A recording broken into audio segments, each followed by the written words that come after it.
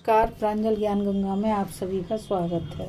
हम संक्षिप्त महाभारत का पाठ कर रहे हैं जिसमें कि कर्ण पर्व चल रहा है। कल हम कथा में अर्जुन के द्वारा संसपतकों के संहार की कथा को पढ़ रहे थे। आज हम कथा में कृपाचार्य के द्वारा शिखंडी की पराजय, सुकेतु का वध, धृष्टद्युम्न के द्वारा कृतवर्मा और दुर्योधन का परास्त होना तथा कर्ण द्वारा पांचाल आदि महारथियों का संहार। संजय कहते हैं, राजन, इस प्रकार कौरव सेना को अर्जुन की मार से पीड़ित होती देख कृतवर्मा, कृपाचार्य, अश्वत्थामा, उलूक, शकुनी, दुर्योधन तथा उसके भाइयों ने आकर बचाया। उस समय कुछ देर तक तो वहां घोर संग्राम हुआ। कृपाचार्य ने बाणों की इतनी बौछार की कि टिड्डियों के समान उन बाणों से श्रंजयों पांचालों की सारी सेना आच्छादित हो गई। यह देख शिखंडी बड़े क्रोध में भरकर उनका सामना करने के लिए गया और उनके ऊपर चारों ओर से बाण वर्षा करने लगा, किंतु कृपाचार्य अस्त्र विद्या के महान पंडित थे। उन्होंने शिखंडी की बाण वर्षा शांत करके उसे 10 बाणों से वीध डाला। फिर तीखे बाणों के प्रहार से उसके सारथी और घोड़ों को भी यमलोक पटा दिया। तब शिखंडी सहसा उस रथ से कूद पड़ा और हाथों में ढाल तलवार लेकर कृपाचार्य पर झपटा। उसे अपने ऊपर आक्रमण करते देख कृपाचार्य ने अनेकों बाण मारकर ढक दिया। शिखंडी ने भी बारंबार तलवार घुमाकर कृपाचार्य के बाणों को काट डाला। तब कृपाचार्य ने अपने सहायकों से शीघ्रतापूर्वक शिखंडी की ढाल काट दी। अब वह सिर्फ तलवार लेकर ही उनकी ओर दौड़ा। कृपाचार्य अपने बाणों से उसे बार बार पीड़ा देने लगे। उसकी यह अवस्था देख चित्रकेतु नंदन सुकेतु तुरंत वहां आ पहुंचा और बाबा कृपाचार्य पर बाणों की झड़ी ही लगाने लगा। शिखंडी ने देखा कि ब्राह्मण देवता अब सुकेतु के साथ उलझे हुए हैं, तो वह मौका पाकर तुरंत भाग निकला। तदंतर सुकेतु ने कृपाचार्य को पहले 9 बाणों से बीध कर फिर 73 बाणों से घायल किया। इसके बाद उनके बाण सहित धनुष को काटकर सारथी के मर्म स्थानों में घाव किया। यह देख कृपाचार्य ने 30 बाणों से सुकेतु के संपूर्ण मर्म स्थानों में चोट पहुंचाई।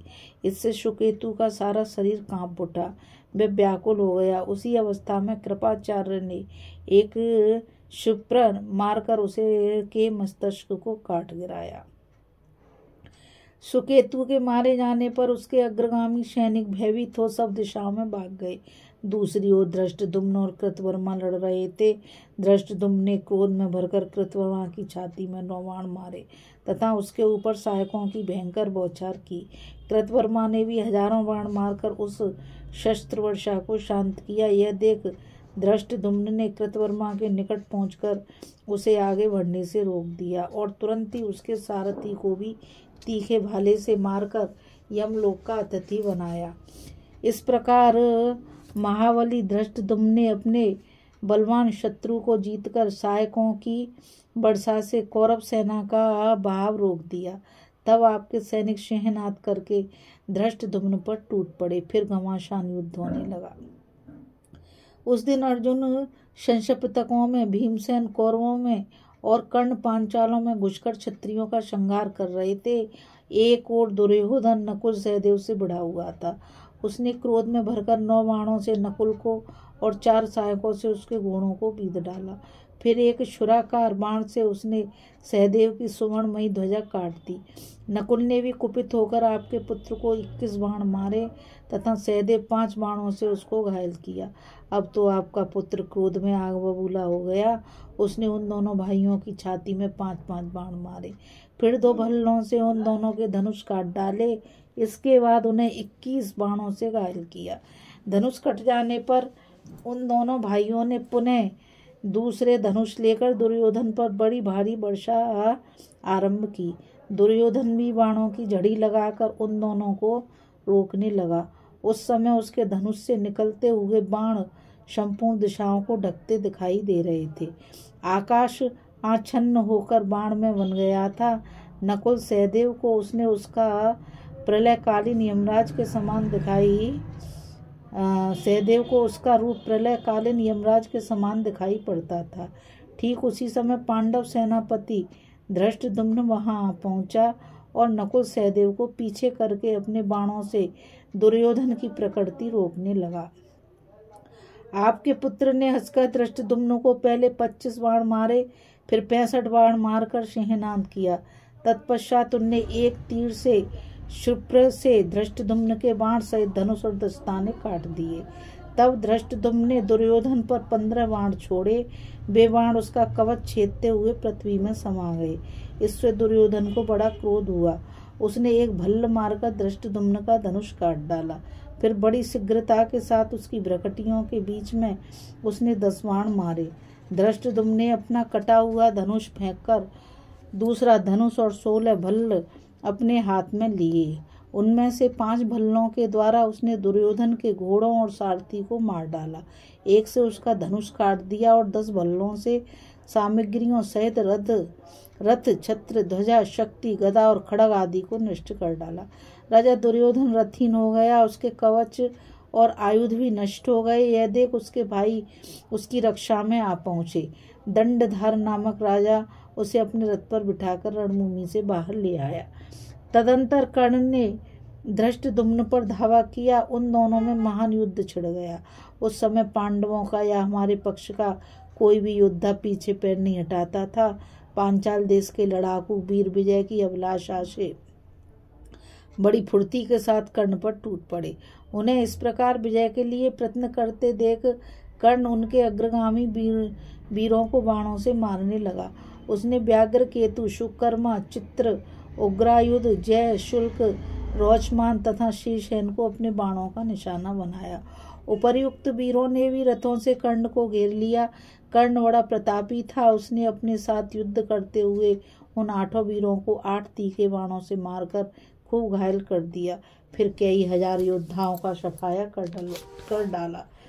तत्पश्चात जिष्णु देवापि भद्र दंड चित्रायुध हरि सिंह केतु रोचमान और शलभ को तथा चेदी देशीय महारथियों को भी मौत के घाट उतारा।